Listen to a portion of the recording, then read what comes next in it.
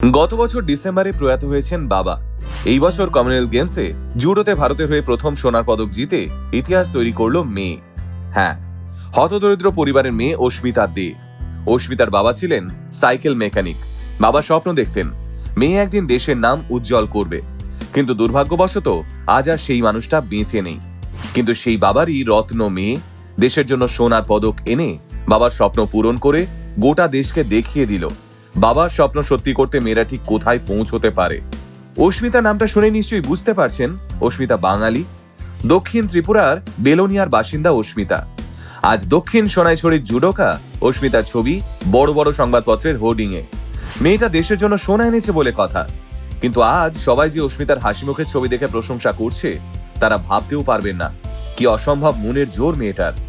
যে মনের জোর নিয়ে ও জীবনের কমনওয়েলথ গেমসে সেই দিনই জিতে গেছে, যেদিন ওর বাবার শেষকৃত্য করে এসে নিজেকে কথা দিয়েছিল বাবার স্বপ্ন সত্যি করে দেখাবেও।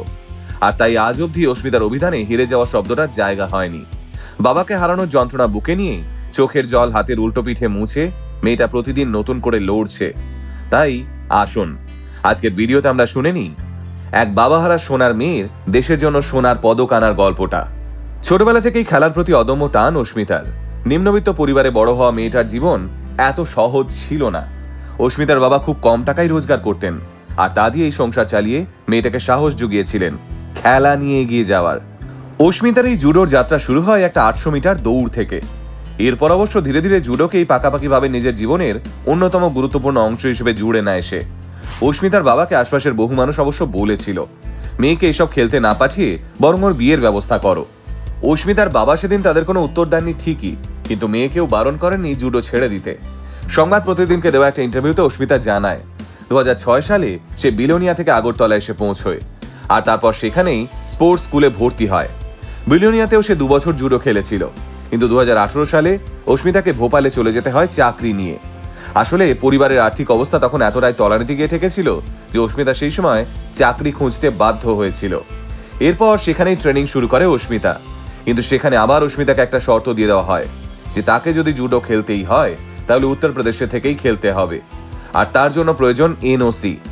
আসলে অস্মিতা যদি তখন এনওসি না নিত তাহলে ও যদি কোনো মেডেল জিততো তাহলে চাকরির ক্ষেত্রে প্রমোশন পেতে অসুবিধে হতো। তাই সেই সময় চাকরির কথা মাথায় রেখেই উত্তরপ্রদেশের এনওসি নিয়ে জুডো খেলতে শুরু করে অস্মিতা। পরবর্তীকালে আবার ত্রিপুরা থেকে ও এনওসি নেয়। উত্তরপ্রদেশে একজন পুলিশ কনস্টেবল পদে দীর্ঘদিন কাজ করেছে অস্মিতা। জুডো খেলার পর অস্মিতার প্রমোশন হয়ে সে সাব ইন্সপেক্টর পদ পায়। আর আজ দেশের জন্য সোনার পদক জিতে অস্মিতা আশাবাদী যে সে খুব অল্প দিনের মধ্যেই ডিএসপি হয়ে যাবে। কমনওয়েলথ গেমসে মহিলাদের 48 কেজি বিভাগের ফাইনালে কানাডার হেইচি কোয়াচকে খুব সামান্য ব্যবধানে হারিয়ে সোনা জিতে নিয়েছে অস্মিতা।